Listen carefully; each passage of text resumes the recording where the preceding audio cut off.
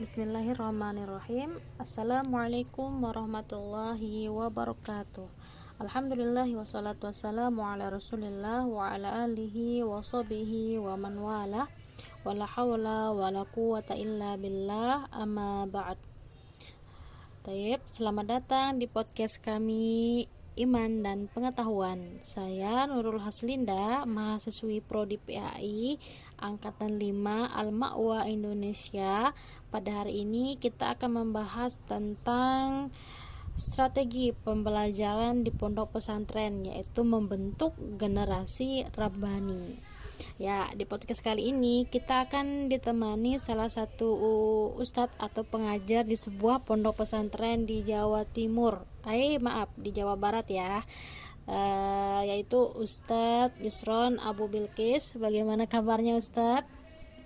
Alhamdulillah bikhair. Baik Ustadz, menurut Ustadz bagaimana sih kita bisa membentuk generasi Rabbani yang memiliki ilmu, iman, dan akhlak yang baik? Baik, yang bisa kita katakan generasi Rabbani itu yang pertama adalah mereka atau kita harus menanamkan kepada mereka itu akidah yang benar, ya, akidah yang benar, yang lurus sesuai dengan pemahaman Al-Quran dan Sunnah. Itu yang pertama. Yang kedua, yang bisa kita katakan Rabbani di sini, mereka harus memiliki ilmu yang mendalam atau ilmu yang luas, ya, dalam bidang agama, baik agama ataupun ilmu duniawi yang mereka butuhkan. Terus yang ketiga, mereka juga kita harus tanamkan akhlak dan adab yang baik. Di sini bisa kita berikan kepada mereka figur, ya, atau contoh yang baik untuk santri-santri kita. Baik, Masya Allah, barakallahu fikum Ustadz. Baik, Ustadz, menurut Ustadz apa sih pondok pesantren itu? Pondok pesantren itu adalah lembaga pendidikan yang bertujuan untuk mempelajari ilmu-ilmu Islam dan juga mengembangkan akhlak dan karakter yang baik. Dan yang ketiga adalah bisa memperoleh pengalaman hidup yang berharga atau mandiri, seperti itu. Di pondok pesantren itu yang dipelajari apakah hanya melulu tentang ilmu-ilmu keislaman ya Ustadz? Tentu tidak, ya, apalagi sekarang pondok pesantren itu sudah banyak modelnya, ya. Ada yang boarding school, ada yang IT atau Islam terpadu, ya, dan ada juga full day, ya, yang dimana pondok pesantren itu sekarang lebih berkembang daripada pondok pesantren tradisional, ya, yang dimana pondok pesantren sekarang itu tidak hanya mempelajari tentang ilmu-ilmu agama, fikih, akidah, hadis. Bahkan mereka juga mempelajari IPA, juga IPS, olahraga, PJOK, itu banyak sekali sekarang. Barakallahu fikum.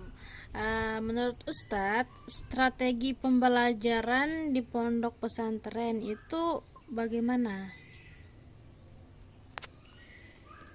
Untuk strategi pembelajaran, ya, sama strategi pembelajaran pada umumnya itu sama sebenarnya, ya, tergantung model pondok pesantrennya, apakah full day atau IT, ya, atau bahkan boarding school, ya.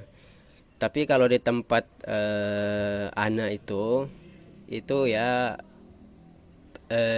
itu berperan penting di situ adalah ustadz-ustadznya, ya, mulai dari tahfiznya misalkan, dan juga nanti dari waktu jam 7 pagi sampai siang misalkan itu di kelas, ya, mereka mempelajari ilmu agama dan juga umum, ya, bahasa Inggris, matematika dan lainnya.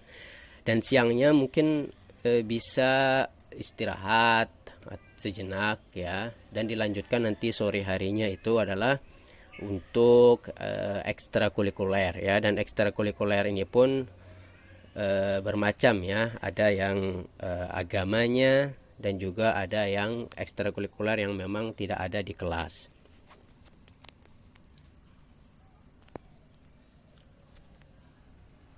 Baik, dari strategi pembelajaran di pondok pesantren kini kita beralih pada manfaat ya nih Ustadz. Manfaat pembelajaran di pondok pesantren itu sendiri apa gitu kan?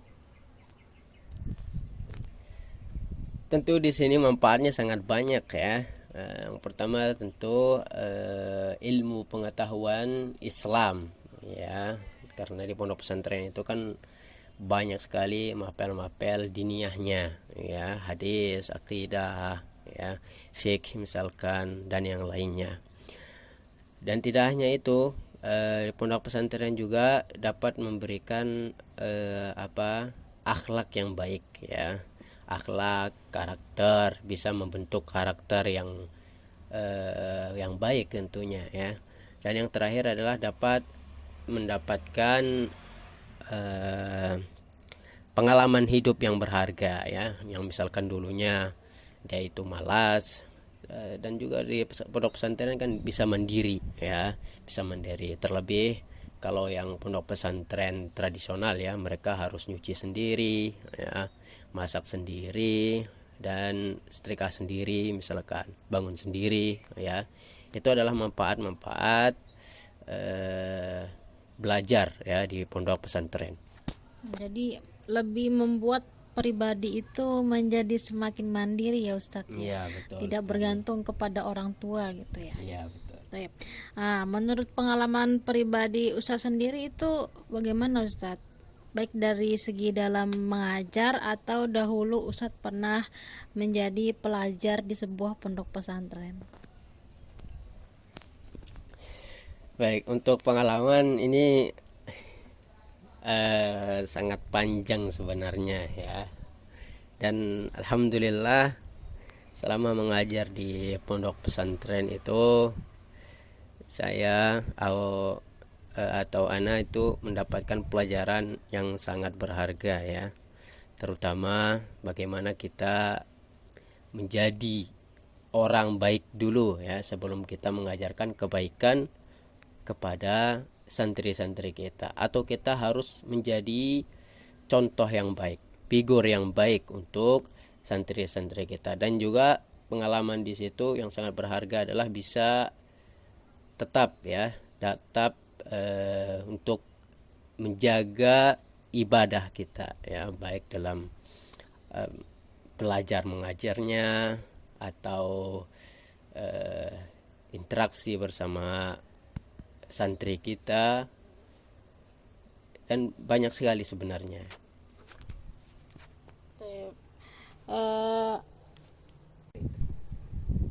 Baik, Masya Allah. Nih sebelum penutupan nih kita mau mendengar motivasi dari Ustadz untuk kita ataupun untuk para pengajar dan para pelajar ataupun para santri. Baik, yang pertama memotivasi ya untuk diri pribadi dan juga para pengajar.